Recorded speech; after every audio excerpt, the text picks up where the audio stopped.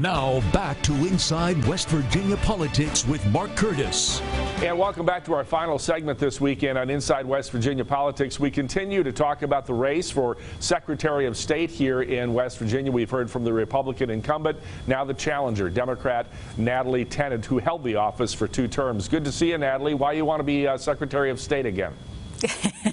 It's good to see you, too. Thank you, Mark.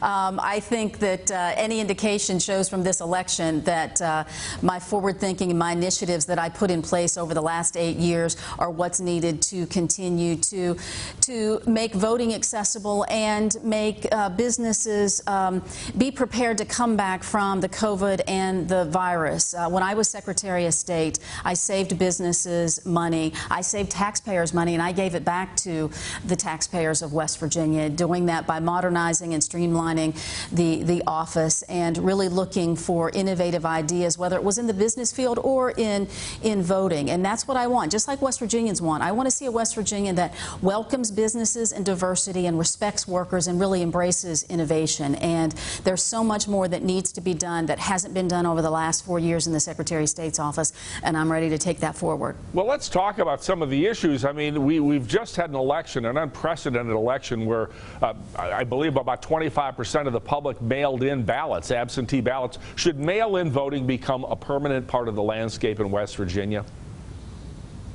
Well, I've been talking about this for months and months and months and saying that we need to prepare for November. I think a couple of things that we can agree on is, one, that voters like and want absentee vote by mail. They appreciate it and they embraced it. 2, the county clerks did a Herculean job in conducting these elections. But there's some things that need to be fixed and changed, things that I talked about 3 months ago that should have been in place for the primary and most certainly should be in place for the November general election. We should make it easier for the clerks by cutting out that process of their having to deal with absentee ballot applications. This election proved that vote by mail, absentee voting, whatever you want to call it, is safe and secure. We saw that when the Pendleton County clerk was able to thwart the maliciousness of a mail carrier. We saw that. We've seen that when folks say, oh, well, if we just sent people ballots, they'd be all over the place and they'd be out and about.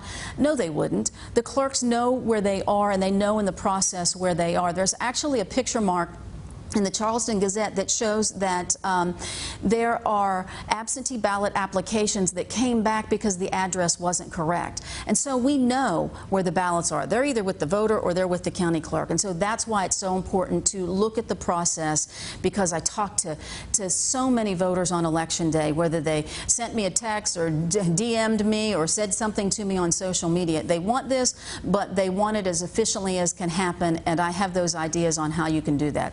People be able to walk into the polling place on Election Day and register to vote and cast their ballots that day?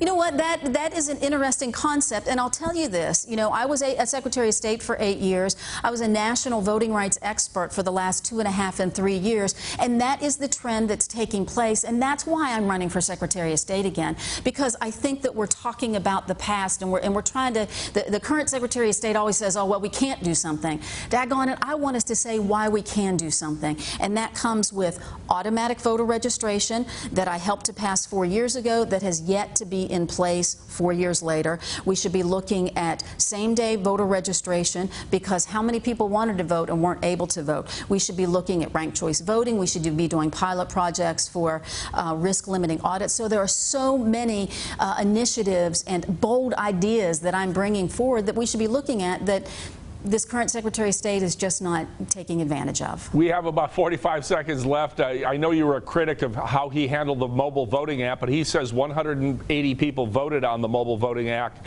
this primary, and there were no problems at all.